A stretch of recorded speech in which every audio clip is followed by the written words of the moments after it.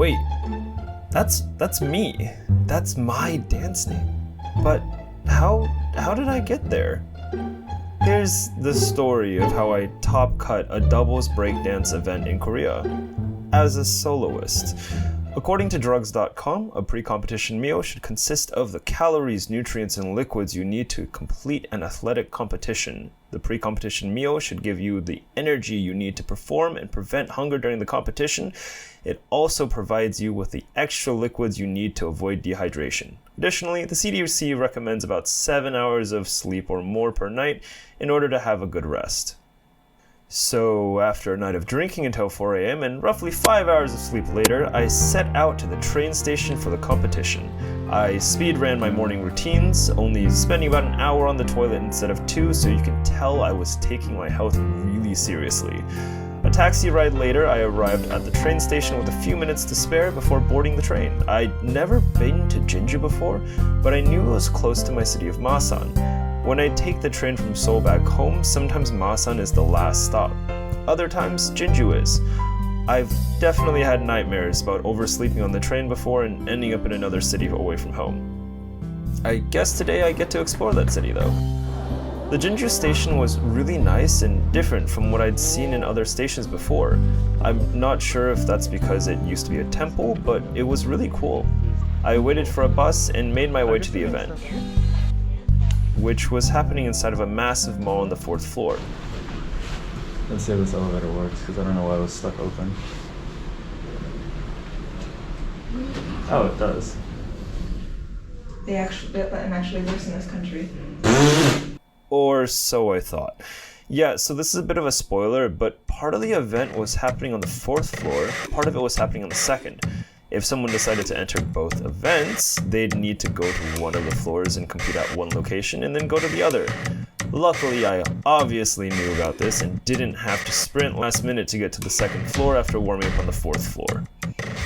The event had 3 different categories you could enter, those being the singles popping section, the doubles open category section, and the doubles breakdancing or breaking section.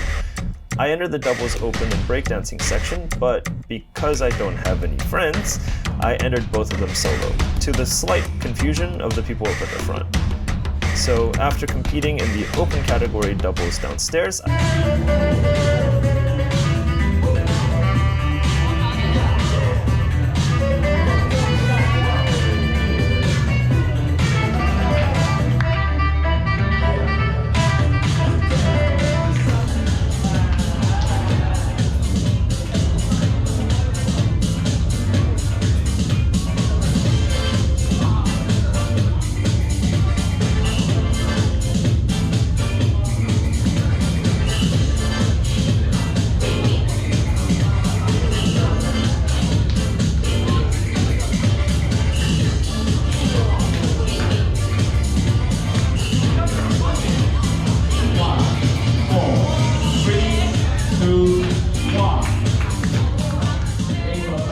I quickly rushed upstairs to see my friends from Asan competing in the doubles breaking section. They all did pretty good, and I saw a team of kids competing too, which is always really cool. Eventually though, it became my turn to compete, and so I went up ready to fight against 2 people and show off my skills and beat the odds. It was another soloist. Okay, that's fine. Maybe he's really skilled and experienced. He's a newbie. Damn it. A bit of context, my way of doing these competitions is usually to be super aggressive in the face of my opponent. It's my favorite way to compete, and I love the competition aspect of entering these battles. Some people like just going in and having fun, but for me, part of the fun is defeating your opponent. I guess I'm just aggro like that. The problem is, I have rules when it comes to this attitude. Number 1, I don't do it to kids. Self-explanatory. Number 2, I don't do it to people that are being nice, because why? And number 3, I don't do it to newbies, because again, why? I want to defeat someone, not be a bully. I definitely still trolled the guy a little bit, just because he was ignoring me his entire first round, but afterwards I just went out and did my thing. I was able to hit a pretty nice clean combo, but nothing too crazy.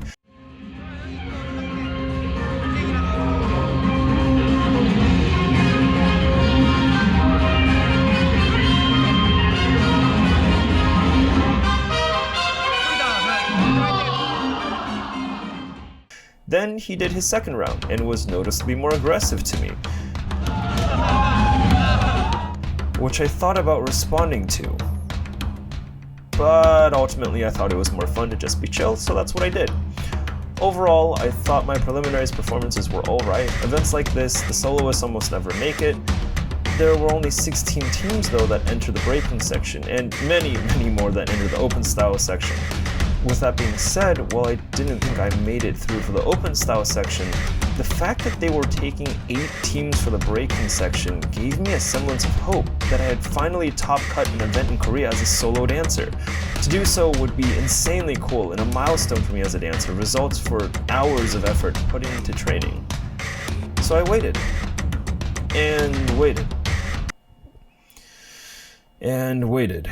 The downside to having an event with 3 separate brackets is that there's only one big stage. The second floor had been the location they'd held the soloist popping and doubles open styles preliminaries, but the main stage was where all the brackets would be competing. After the preliminaries were done, a whopping 4 hours later, it was finally time for the top cut to begin. I eagerly awaited the results to see if I'd made it, and well, I didn't. Despite my best efforts, I hadn't moved on to the top 8. My mind immediately began to race through what I could have done differently, maybe take more risks in my preliminary round, be more aggressive. What was it I could have done differently?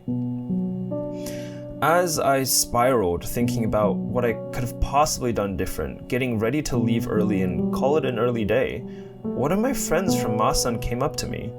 Remember him? So, the long waiting time had shockingly played to my benefit. Let me explain. These other competitors don't do this full time. We all have our lives outside of dance too, and responsibilities came calling for my friend's teammate, and so he had to leave early. I saw him before the announcement of Top Cut and jokingly told him that if he made it, I would sub in for his friend since he didn't want to enter alone. However, by a twist of fate, my friend ended up needing to leave as well, right after the announcement of Top Cut. Well, guess who placed 9th overall? Yours truly. So with about 20 minutes before the battle would start, I suddenly was thrusted into top 8, top cutting my first ever doubles event in Korea as a soloist entry. My friend bid me the best of luck and I started preparing for the battle. I truthfully never thought I'd make it this far though, and so I barely had any moves left. What's worse, my opponents were dancers that I had clocked early in the competition as being basically impossible for me to take down solo. However, I was still going to give it my best shot, so on my first round I decided to roll a dice and well,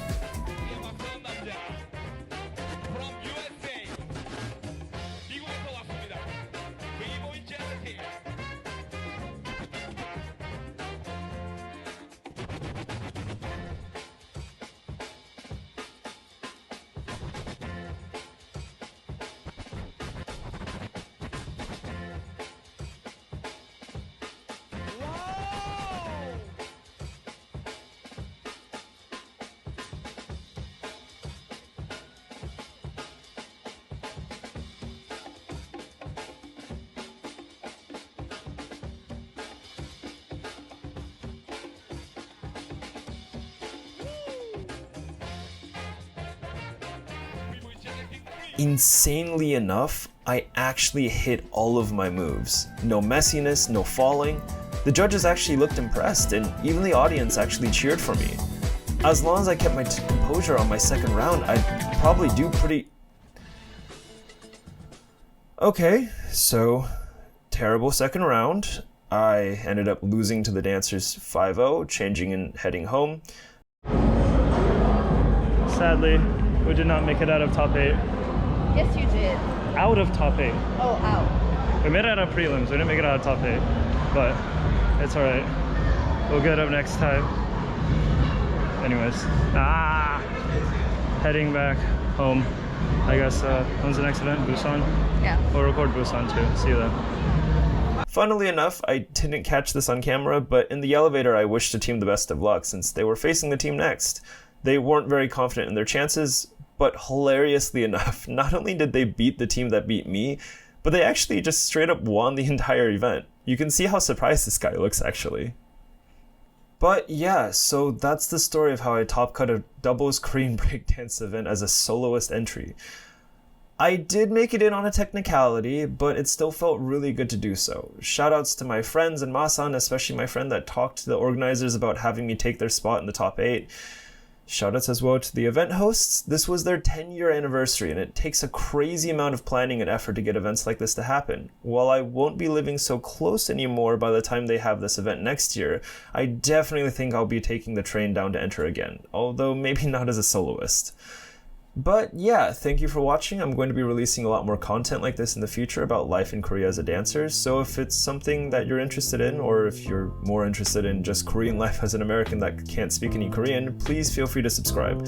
In 2 weeks, there's another event that I'll likely be entering solo again, with 2 brackets. But this time it'll be in Busan.